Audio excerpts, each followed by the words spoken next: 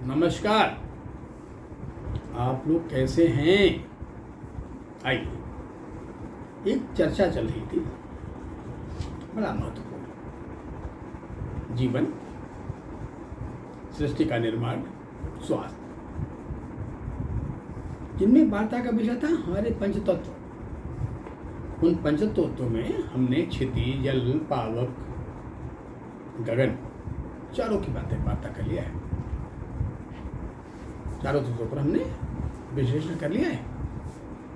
अब आज बारी है पांचवें तत्व का, समीरा, वायु, शमीर।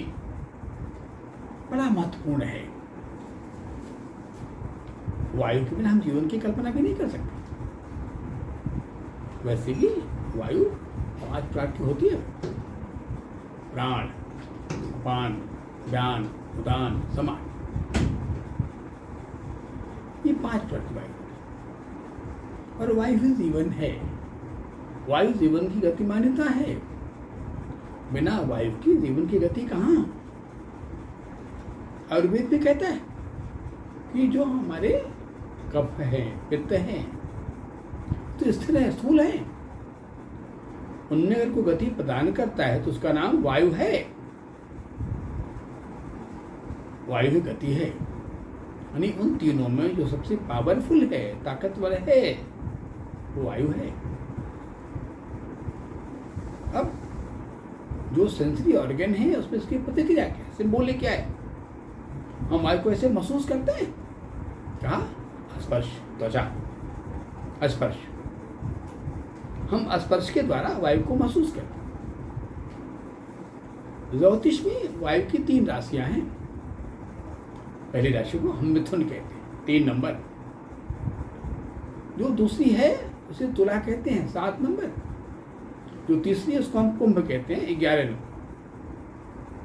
दोनों बड़ा महत्वपूर्ण राशियां हैं।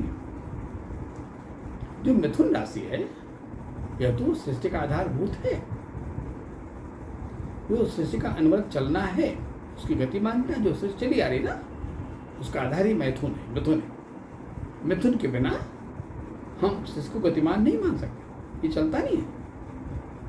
उसकी जो अनंत प्रक्रिया जारी है उसे हम मिथुन कहते हैं। आज हम मिथुन पर ही बात करेंगे। मिथुन 3 नंबर की राशि है। अगर इसको जेमिनी कहते हैं। जो कालपुरुष का चक्र बनेगा उसमें ये 3 नंबर माने तीसरा खाना, तीसरा भाव है, जहां से हमारा ENT ज्वाइंट है, जहां नाक, कान, गले का जोड़ है। जो हमारे शरीर में चौकीदारी का, फंक्शनिंग का, ऑक्सीडेशन का मुख्य सेंटर है।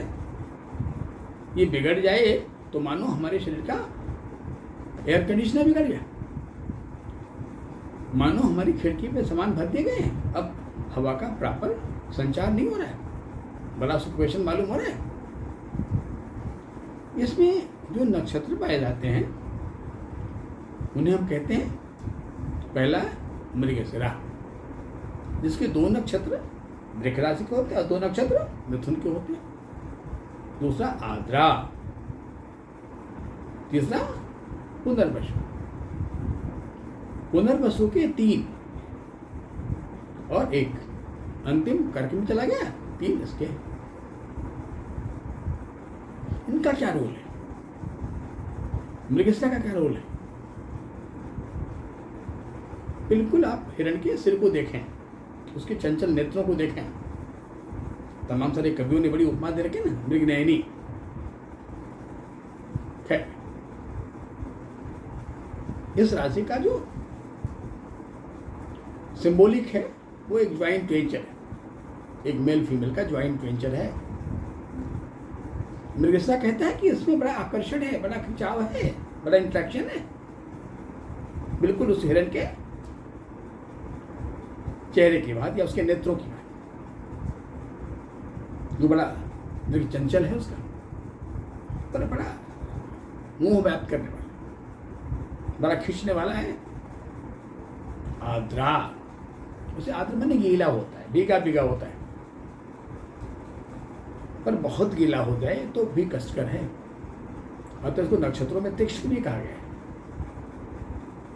पर ये शनि का बड़ा प्रिय नक्षत्र। अब शनि क्या है? शनि वायु का मालिक है।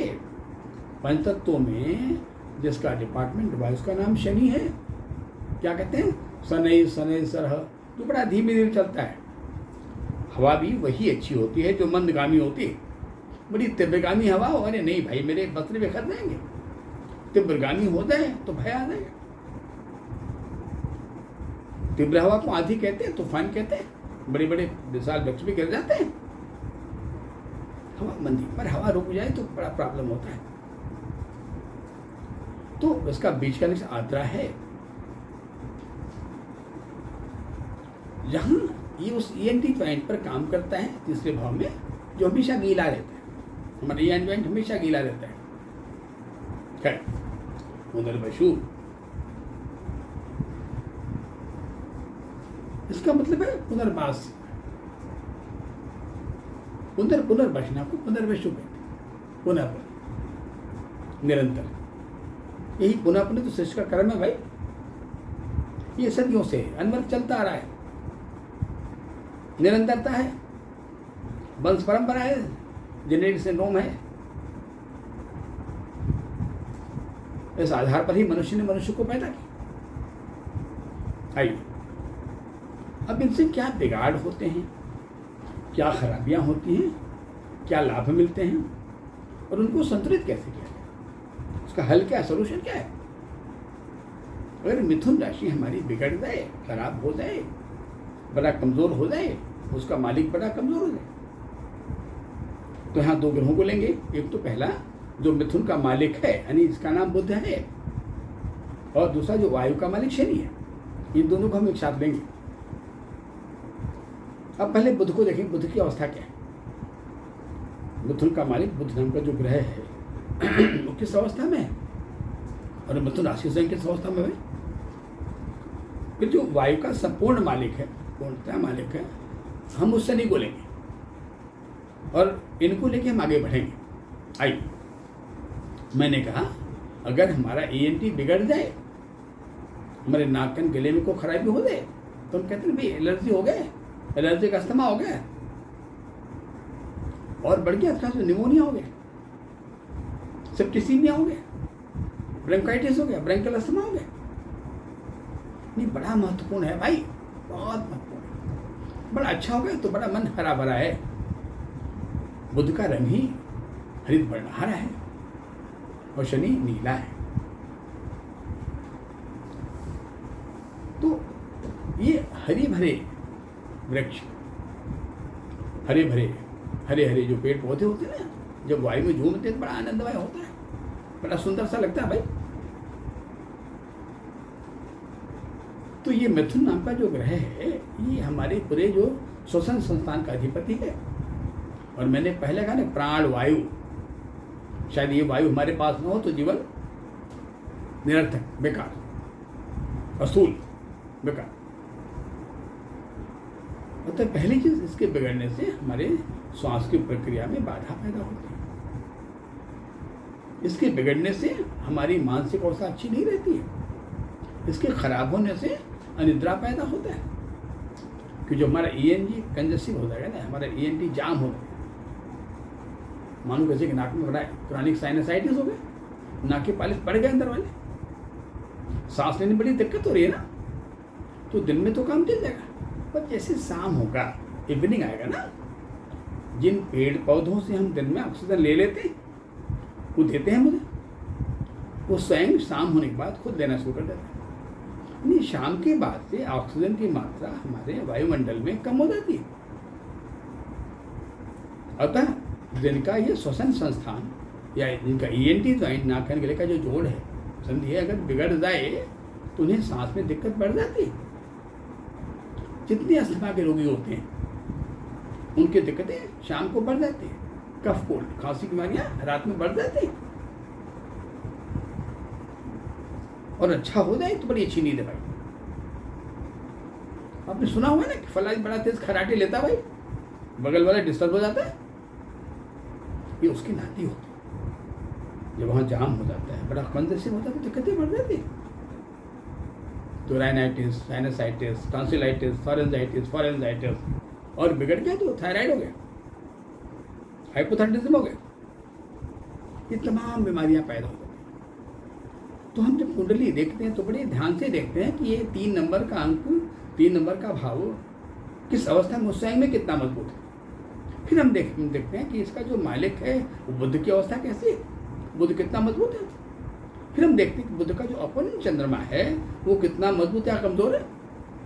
फिर देखते हैं वायु का जो मालिक शनि है वो किस पोजीशन में। इन तीनों के ग्रहों का व्याख्या करके हम इस निर्णय पर पहुंचते हैं कि इस आदमी का, इस व्यक्ति का श्वसन संस्थान कैसा है, उसके लंग्स को खराबी तो नहीं है या कोई आगे दिक्कत तो नहीं पैदा हो जाए।